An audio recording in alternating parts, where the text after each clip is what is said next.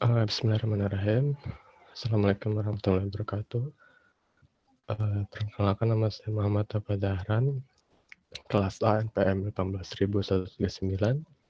Di sini saya akan memaparkan tugas sekaligus ujian akhir semester mata kuliah perbandingan hukum perdata, yaitu mengenai jurnal studi komparisi sistem common law system dengan hukum Indonesia mengenai source agreement atau perjanjian pemasok tunggal.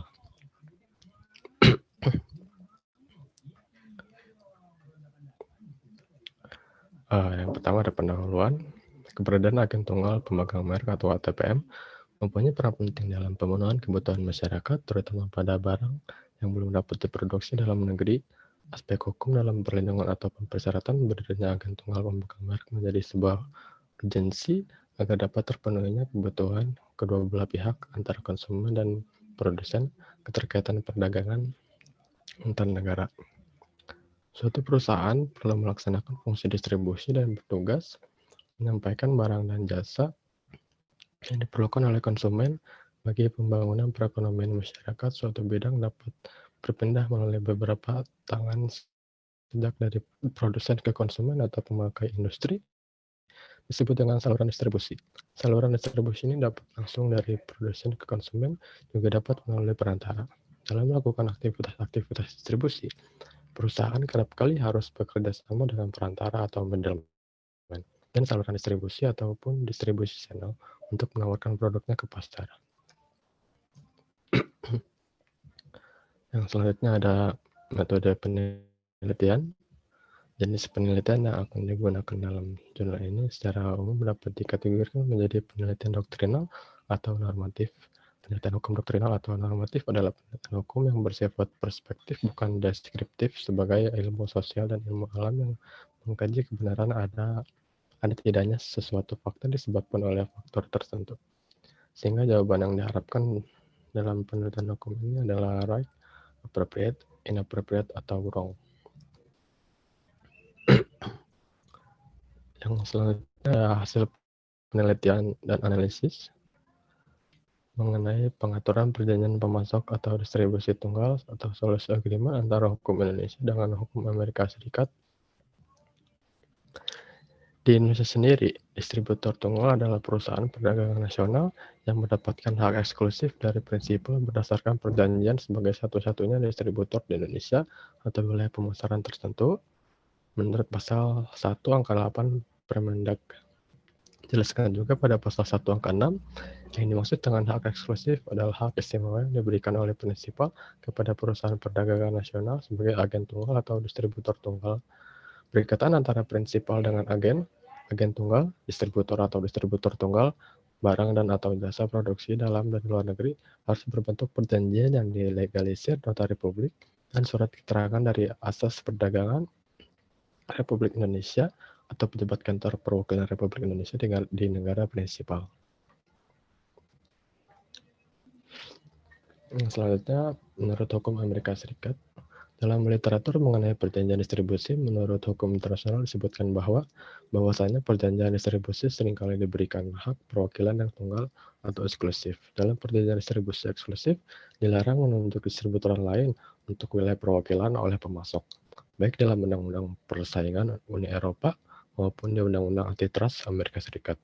Perjanjian distribusi eksklusif dianggap sebagai pembatasan yang sah pada persaingan selama memenuhi kriteria tertentu.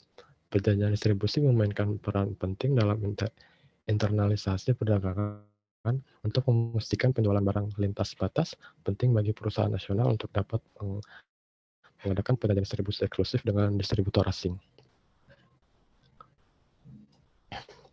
Selanjutnya, pembahasan selanjutnya yaitu eksistensi distributor tunggal di Indonesia.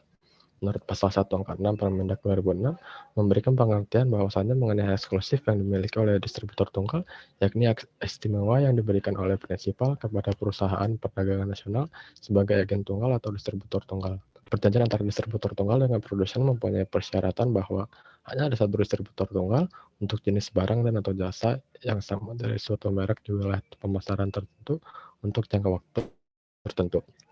Pemasaran barang atau jasa dari produsen kepada konsumen dapat dilakukan dengan bantuan pihak ketiga, yakni disebut sebagai distributor dan juga distributor tunggal. Dalam Permendag 2006, distributor tunggal mempunyai eksklusif dari produsen dalam hal ini memasarkan produk dari distributor. Salah satu hak eksklusif yang dijelaskan dalam Permendag 2006 adalah bahwa distributor tunggal mendapatkan keistimewaan untuk memasarkan produk dari produsen di suatu wilayah tertentu sebagai satu-satunya distributor. Selanjutnya ada penggunaan distributor tunggal berpotensi bertentangan dengan Undang-Undang Nomor 5 Tahun 1999. Dalam praktik bisnis perjanjian keagenan antara prinsipal dan agen tunggal maupun distributor tunggal, Indonesia sebenarnya telah melanggar Undang-Undang Nomor 5 Tahun 1999 tentang larangan praktik monopoli dan persaingan usaha tidak sehat. Seperti pasal 9 Undang-Undang Nomor 5 Tahun 1999 tentang larangan praktik monopoli dan persaingan usaha tidak sehat, pelaku usaha dilarang membuat perjanjian dengan pelaku usaha pesaingnya yang bertujuan untuk membagi wilayah pemasaran atau alokasi pasar terhadap barang dan atau jasa sehingga dapat mengakibatkan terjadinya praktik monopoli dan atau persaingan usaha tidak sehat.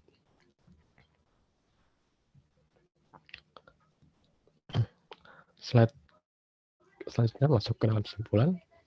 Dengan adanya perjanjian distributor tunggal ini dapat mengurangi persaingan antara distributor di suatu wilayah terhadap barang sejenis dari produsen atau intra-brand competition. Distributor berada dalam kendali produsen dalam hal pendistribusian barang. Produsen mempunyai kuasa untuk membagi wilayah pemasaran distributor sesuai dengan yang telah ditentukan dalam perjanjian distributor tunggal. Dalam pembuatan perjanjian yang tersebut dapat dimungkinkan pula distributor tunggal memperoleh eksklusif yang lain dari produsen. Selanjutnya masuk kepada saran. Karena semakin cepatnya perkembangan zaman yang berbasis teknologi, sehingga bisa mencakup segala aspek perikatan yang dapat diimplementasikan sekarang ini. Agar hak dan kewajiban agen maupun hak kewajiban prinsipal mendapatkan perlindungan secara wajar, perlu kiranya upaya terus-menerus untuk melakukan sosialisasi kembali Peraturan Menteri Perdagangan Nomor 11 2006 secara teratur dan terbuka atau transparan dengan masyarakat. Sekian pemaparan dari saya pribadi. Mohon maaf bila ada kesalahan. Wabillahi taufiq wal hidayah. Wassalamualaikum warahmatullahi wabarakatuh.